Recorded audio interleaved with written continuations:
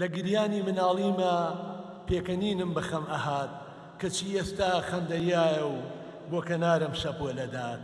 چلەی هونەرمەندی کۆچکرد و کەریم کابان هەمووانی لە تەلاری هونەر لە شاری سلێمانی کۆکردەوە و هونەرمەندان و هاوڕێیانی کابان وەفاداری خۆیان بۆ کارە هونەریەکانی مامۆستای کۆچکرد و دەربڕی و پێکەوە گۆرانی و ئاوازە نەمرەکانیان وتەوە.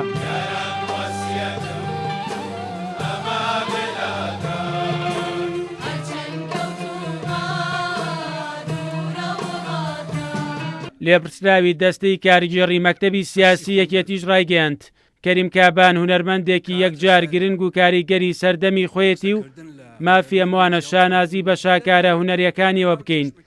باسی لەوەش کرد تێکەڵبوونی گیانی شۆڕژگێڕانەی بە هونەرەکەی وای کردووە کەریم کابان بۆ هەمیشە بە زیندوی بمێنێتەوە.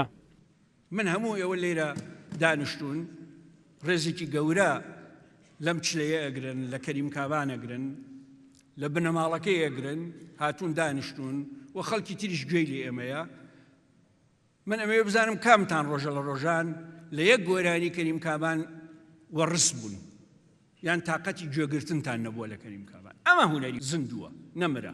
وەزیری ڕۆشنبیری حکومەت یەرێمی کوردستانیش لە وتەیەکیدا ڕایگەیاند کەریم کابانی کۆچکرد و لە ڕێگەی هونەرەکەیەوە توانیوێتی خزمەتێکی یەکجار گەورە پێشکەش بەگەلەکەی بکات. ئەگەرچی مامۆستا کەریم کابان دەرچووی هیچ دەستگا و دامەزراوەیەکی هونەری نەبووە و نزیکەی تەنها 20 گۆرانیشی هەیە، بەڵام بەهۆی ئەوەی خاوەن دەنگێکی ڕەسەن و ئەفسۆناوی و خاوەن سەلیقە و ستایلی تایبەتی خۆی بۆ ئەو هونەرمەندە گەورەیەی هەمووان شانازی پێوە دەکەین. بنەماڵەی هونەرمەندی کۆچکرد و کەریم کابان لە وتەیەکدا ڕایانگەیاند کابانی کۆچکرد و تەنها مڵکی بنەماڵەکەیان نییە بەڵکو بە مڵکی هەموو گەلی کوردی دەزانن. بۆ ئێمەی خانەوادەکەی تەمەنێکی پڕ لە گەورەی و سەروەتی خۆشەویستی و ڕێز و محیبەتی ئێوە و خەڵکی کوردستانی بۆ جێهێشتین و بۆ ئێوەش گۆرانی و ئاوازەکانی و یادەوەری و دۆستایەتی و سۆزی جێهێشت. هونەرمەند کەریم کابان لەگەڵ کەمی بەرهەمیە، بەڵام سۆزێکی گەورە و هەستێکی زۆر گەوری بەجێهێشت بۆمانکەوە هەتا لە ناومانە ئەمێنێتەوە. ئەوەتانێت جیلی تازە، ئەوەتانێنەوەی پێشوونەوەی ئێستا تەنانەت مناڵ گۆرانەکانی لەبەرە. ئەمە دەلالت لەو ڕازگۆییە کاکەوام هونەرمەندە بە ڕازگۆیی گۆرانیتووە. کاکەریم لەبەر دەنگەکەی، کاکەریم لەبەر هونەرەکەی، کاکەریم لەبەر خزمەتەکەی بە نەتەوەی کورد و نەتەوەی بوونەکەی ئەوەهای کردووە کە ئەو خەڵکانە ڕێزی لێ بگرن، نەتەوەکەی لە باوەشی بگرێ و ڕێزی لێ بگرێ. 40 ڕۆژ لەمەوبەر هونەرمەند کەریم کابان پاش چەند ساڵێک ململانێ لەگەڵ مەرگدا لە تەمەنی 89 ساڵیدا لە شاری سلێمانی کۆچی دوایی کرد. لە دوای خۆی ئەو هونەرمەندە دەیان بەرهەمی هونەری ناوازەی پێشکەش بە هونەری کوردی کردووە.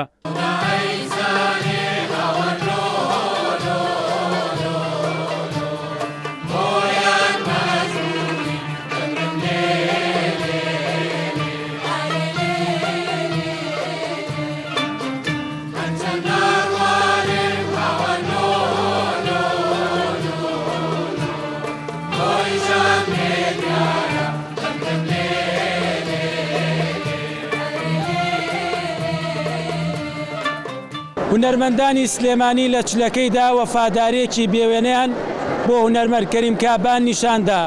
ڕەنگە کەم بنە هونەرمەندانەی کاوشێوەی کەریم کابان بە زیندوی بە مردووی ڕێز لە خۆی هونەرەکەیان دەگیرێت.